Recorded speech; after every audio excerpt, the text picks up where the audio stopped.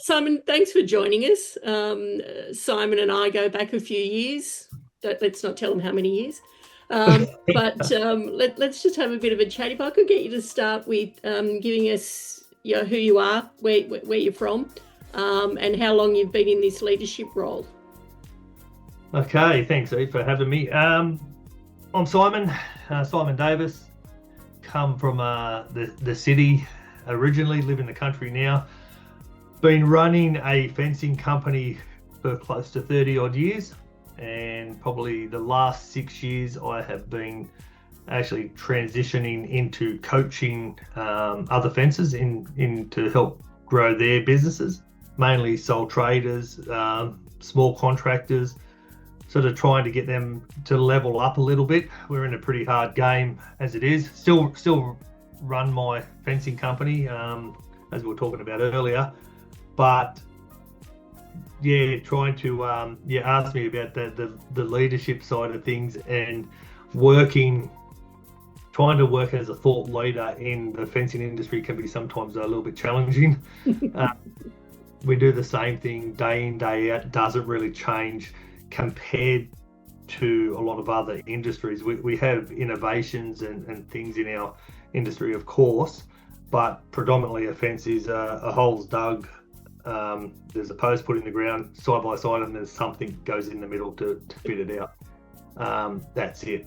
I'm sure it's a bit more technical than that, but it does get a little bit more technical than that. Well, a lot more technical than that, but what we've found, or what I've found over the years and over my journey is,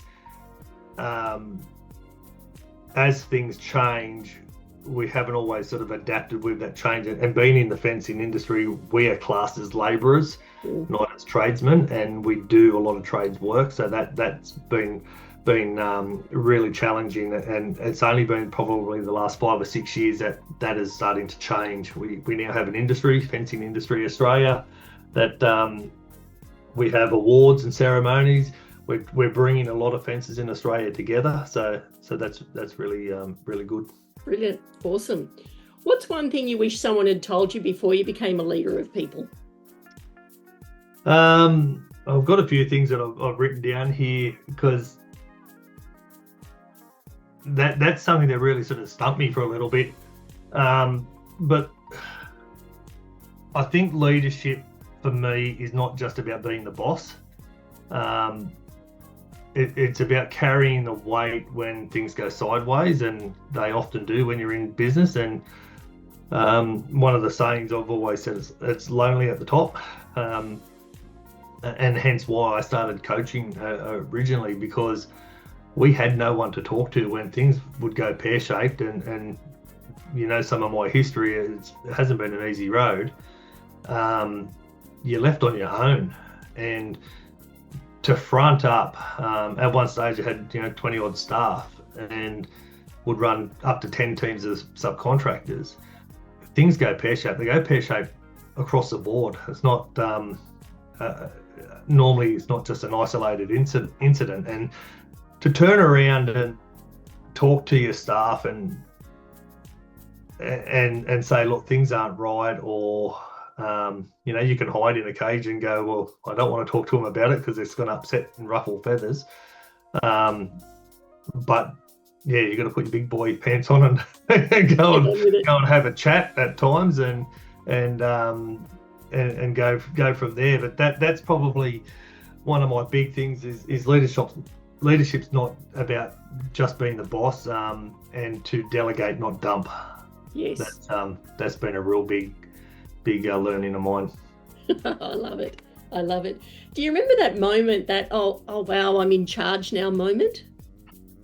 Yes, I do actually. It's probably was about 15 years ago, and we've alluded to this before in our conversation pre interview here, but it was a job that I was working with my father. And for your listeners, my father was a fencer, my grandfather was a fencer, my uncle was a fencer. I'm a sort of third generation fencer myself. My children have all been in it. My son-in-law's in it now. it is a very good business to be in. It's a very lucrative business to be in at times, but it is also very physical, challenging, and has all the other issues with it. But my father and I were on a job with a big developer, and we had an altercation on site, and it was old bull versus young bull, and I basically had 2 or 3 other people on site, and me and the old man sort of went hammer and tongs at each other, and he at the end of the day, he were driving home, and he basically said to me, you're if I can use the word, he actually called me an arsehole of a boss.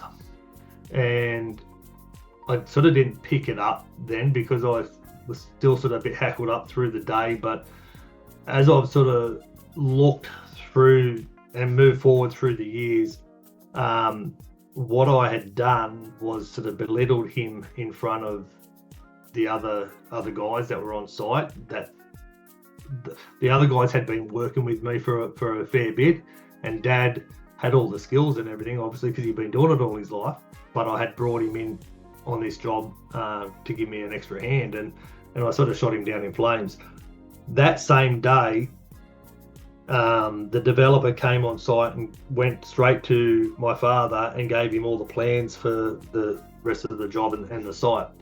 And my father turned around and said, "The boss is over there, it's not me." So the young fellow will handle all of that stuff. So that aha moment was, I'd sort of been built up, or I had been dropped with a thud to start with. Dad sort of put me on my bum by saying that to me in the afternoon, but he had also built me up to the other side of things and said, "Nah, he's in charge." So that was a big turning moment for me in my career. It was something, I never wanted to go fencing. That was never my career path. It was just something I had learned as a kid, and I was thrown into it because I didn't really know what to do. Didn't know which way to go, so I kept doing it. And I'm still doing it. I still don't know what to do. Still don't know what we want to be when we grow up. Yeah, I know. I still don't know what I want to be, but I'm still doing it. Nice work. Yeah, what's one mistake you made early on in your leadership career that's actually turned out to be a bit of a gift? One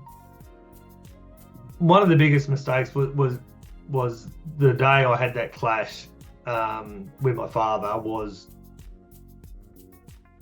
talking in a group setting and not knowing how to lead properly.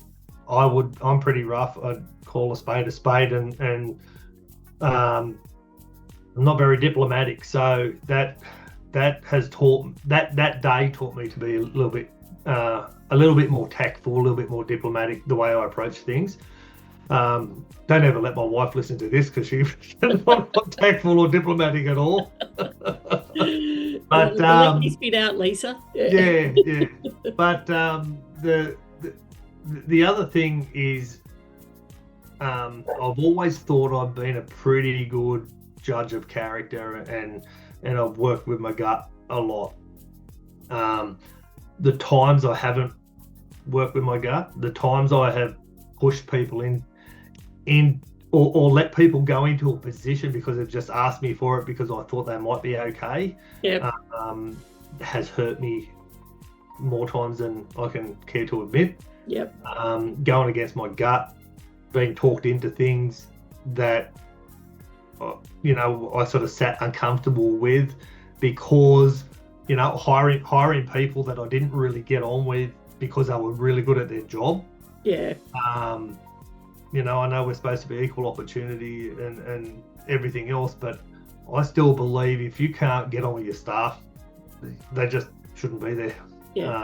They can be the best at what they do, but if you can't get on with them because you're clashing all the time, it's just going to give yourself a headache. That's it.